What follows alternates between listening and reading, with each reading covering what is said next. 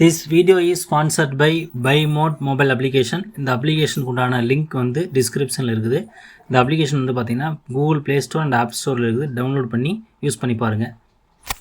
Welcome to Tamil vlog YouTube channel. இன்றைக்கி நம்ம பார்க்க போகிற திருத்தலம் எந்த திருத்தலம் அப்படின்னு பார்த்தீங்கன்னா மணக்குள விநாயகர் கோவில், பாண்டிச்சேரி. இந்த கோவில் பற்றியான சிறப்பு தகவல்கள், சுவையான தகவல்கள் வந்து இந்த வீடியோவில் வந்து பார்க்கலாம். இந்திய நாட்டிலேயே விநாயகருக்கு தங்கத்தால் ஆன மூலஸ்தான கோபுரம் இந்த தலத்தில் மட்டும்தான் அமைந்துள்ளது. விநாயகருக்கு இந்த தலத்தில் மட்டும்தான் திருக்கல்யாணம் நடக்கின்றது. பெரும்பாலும் பிரம்மச்சாரியாக பாவிக்கப்படும் விநாயகர் இந்த தலத்தில் சித்தி புத்தி என்னும் இரு மனைவிகளும் காட்சியளிக்கின்றார். புதுச்சேரி நகரின் பழமையான வரலாற்று சம்பவங்களோடு மணக்குள விநாயகர் பின்னி பிணைந்துள்ளார். எனவே புதுச்சேரி வரலாற்றோடு மணக்குள விநாயகருக்கு முக்கிய பங்கு உண்டு. புதுச்சேரி நகரின் நம்பர் 1 ஆன்மீக தலமாக மட்டுமின்றி நம்பர் 1 சுற்றுலா தலமாகவும் மணக்குள விநாயகர் ஆலயம் திகழ்கின்றது. 8000 சதுர அடி பரப்பில் இந்த கோவில் அமைந்துள்ளது. மணக்குள விநாயகர் தலத்தின் மூலவர் இருக்கும் இடம் ஒரு கிணறு ஆகும். பீடத்தின் இடப்பக்கம் மூலவருக்கு அருகிலேயே ஒரு சிறிய குழி ஒன்று உள்ளது. இது மிகவும் ஆழமான குழியாகும். இந்த ஆழத்தை தற்போது வரை யாராலும் கண்டறிய முடியவில்லை. மேலும் இதில் வற்றாத நீர் எப்போதுமே இருக்கும். 1923ஆம் ஆண்டு வாக்கில் புதுவையில் அச்சு காப்பி விருத்தினி என்ற பத்திரிகை உருளையான்பேட்டையைச் சேர்ந்த வெங்கடாச்சலபதி நாயக்கர் நடத்தி வந்தார். அந்த பத்திரிகையில் மணக்குள விநாயகர் பற்றி நிறைய தகவல்கள் வெளியிடப்பட்டன. யாழ்ப்பாணத்தைச் சேர்ந்த கந்தையா பிள்ளை 1936ஆம் ஆண்டு புதுச்சேரி வந்து மணக்குள விநாயகர் மீது பல பாடல்கள் பாடினார். புதுச்சேரியைச் சேர்ந்த பெரியசாமி பிள்ளை, மாணிக்க பிள்ளை, ரத்தின பிள்ளை, ஸ்ரீலஸ்ரீ நாகலிங்க சுவாமிகள், சாமி பொன்னு பிள்ளை, பண்டிதர் சுப்புராய பக்தர், சோமசுந்தரம் பிள்ளை, கந்தசாமி உபாத்தியாயர், ராமானுஜ செட்டியார், பங்காரு பக்தர், வெங்கடாச்சல நாயக்கர், வரதப்பிள்ளை உட்பட ஏராளமானவர்கள் மணக்குள விநாயகர் மீது பதிகங்களையும் பாடல்களையும் இயற்றியுள்ளனர். பாண்டிச்சேரியில் 1908 முதல் 1918 வரை 10 ஆண்டுகள் தங்கியிருந்த முண்டாசு கவிஞர் பாரதி இந்த விநாயகரை போற்றி நான்மலி மாலை என்ற தலைப்பில் 40 பாடல்கள் பாடியுள்ளார். மணக்குள விநாயகரை நெசவாளர்கள் எப்படியெல்லாம் போற்றி பாதுகாத்தனர் என்பதை சிவமதி சேகர் தனது புதுவையும் மணக்குள விநாயகரும் என்ற நூலில் குறிப்பிட்டுள்ளார். மணக்குள விநாயகரை பிரெஞ்சுக்காரர்களும் ஆங்கிலேயர்களும் வழிபட்டதால் அந்த விநாயகருக்கு வெள்ளைக்கார பிள்ளையார் என்ற பெயரும் ஏற்பட்டது. மணக்குள விநாயகர் டச்சுக்காரர்கள், போர்ச்சுகீசியர்கள், டேனிஷ்காரர்கள், ஆங்கிலேயர்கள், பிரெஞ்சுக்காரர்கள் என 5 வெளிநாட்டவர்களின் ஆட்சி முறைகளை கண்டவர் ஆவார். புதுச்சேரி நகரை கைப்பற்ற வெளிநாட்டுக்காரர்கள் 4 தடவை படையெடுத்து வந்து போரிட்டனர். ஆனால் 4 முற்றுகையின் போது மணக்குள விநாயகர் ஆலயம் எந்த சேதமும் அடையாமல் தப்பியது. கோவில் கொடிமரத்திற்கு 1957ஆம் ஆண்டு வடநாட்டு தொழிலதிபர் ஒருவர் தங்க முலாம் பூசிய தகடு ஒன்று போர்த்தினார். நடேச குப்புசாமி பிள்ளை என்பவர் 1909ஆம் ஆண்டு சித்திரை மாதம் முதல் நாள் அபிஷேகம் செய்தார். ஒவ்வொரு ஆண்டும் சித்திரை மாதம் அவர் இந்த அபிஷேகத்தை தொடர்ந்து நடத்தினார்.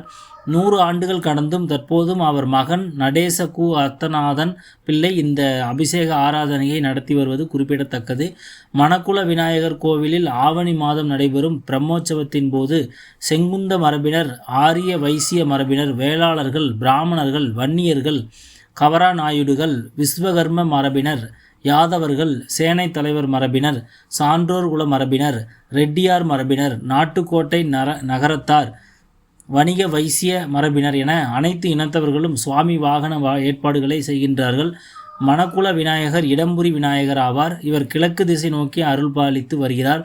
கருவறையில் தொல்லைக்காது சித்தர் அரூப முறையில் பூஜைகள் செய்யப்படுவதாக கூறப்படுகிறது. விநாயகர் இந்து மத கடவுளாக இருந்தாலும் சுற்றுவட்டார வெளிநாட்டு கிறிஸ்துவ முஸ்லிம் பயணிகள் கூட அதிகளவில் இங்கே வருவது வழக்கம்.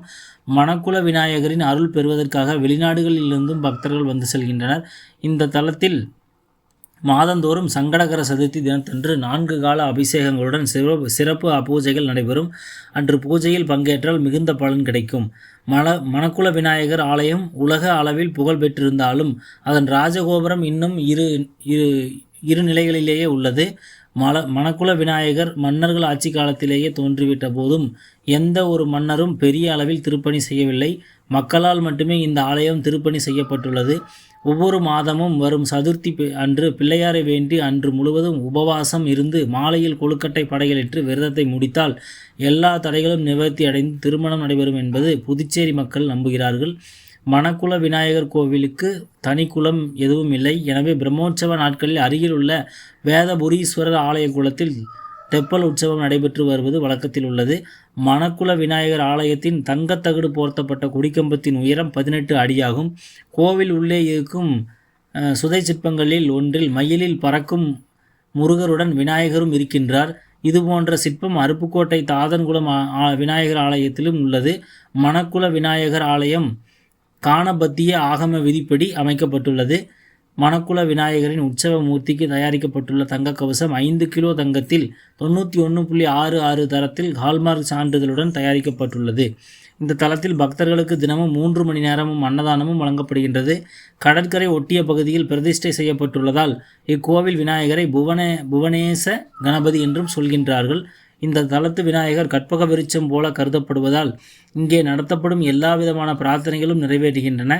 விநாயகருக்கு இத்தலத்து பக்தர்கள் தங்கள் நேர்த்திக் கடன்களாக எண்ணெய், பஞ்சாமிர்தம், பல வகைகள், தேன், பால், தயிர், இளநீர், விபூதி, சந்தனம் ஆகியவற்றால் அபிஷேகம் செய்கின்றார்கள். மேலும் சொர்ணாபிஷேகம், 108 கலாபிஷேகம், சங்காபிஷேகம் ஆகியவற்றையும் செய்கிறார்கள். உலகில் உள்ள எல்லா விதமான விநாயகர் ரூபங்களையும் சுதையாக இங்கு செய்து வைத்துள்ளார்கள் என்பது சிறப்பான அம்சம். விநாயகர் சதுர்த்தி இத்தலத்தில் மிகவும் விமர்சையாக கொண்டாடப்படும். ஆங்கில புத்தாண்டு ஜனவரி 1 தேதி அன்றுதான் இந்த தலத்தில் பிரம்மாண்டமான அளவில் பக்தர்கள் கூடுவார்கள்.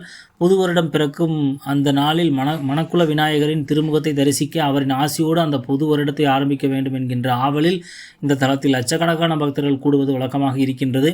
பிரம்மோற்சவம் ஆவணி 25 நாட்கள் திருவிழாவாக நடக்கிறது. பவித்திர உற்சவம் 10 நாட்கள் திருவிழாவாக கொண்டாடப்படுகின்றது. மாதந்தோறும் சங்கடகர சதுர்த்தி தினத்தின் போது மூலவருக்கு அபிஷேக ஆராதனைகள் மிக விமர்சையாக நடைபெறும். அப்போது ஆயிரக்கணக்கில் பக்தர்கள் கலந்து கொள்வார்கள். வருடத்தின் மிக முக்கிய விசேஷ நாட்களான தமிழ் புத்தாண்டு தினம், தீபாவளி, பொங்கல் ஆகிய தினங்களில் கோவிலில் மூலவர்களுக்கு விசேஷ அபிஷேக ஆராதனைகள் நடைபெறுகின்றன. அப்போது கோவிலில் பெருமளவில் பக்தர்கள் கூடுவார்கள். திருமண வரம், குழந்தை வரம் உள்ளிட்ட அனைத்து விதமான வழிபாடுகளும் இங்கே நடத்தப்படுகின்றது. புதிதாக தொழில் தொடங்குவோர், வாகன வழிபாடு என இந்த தலத்துக்கு பக்தர்கள் அதிக அளவில் பயணிக்கின்றனர். குடும்பத்தோடு வரும் பக்தர்கள் பாண்டிச்சேரி நகரில் உள்ள தனியார் லாட்ஜ்களில் தங்கிக் கொண்டு கோவிலுக்கு செல்லும் வசதி உள்ளது. பாண்டிச்சேரி நகரின் மத்தியில் கோவில் இருப்பதால் கோவிலுக்கு பக்தர்கள் எளிதில் சென்று வர வசதி உள்ளது. விநாயகர் சதுர்த்தி அன்று பிள்ளையார் வயிற்றில் காசு அல்லது நகை அணிவித்து பின்னர் நாம் உபயோகித்தால் நன்மை பிறக்கும். மேலும் அடுத்த வீடியோவில் சந்திப்போம். நன்றி, வணக்கம்.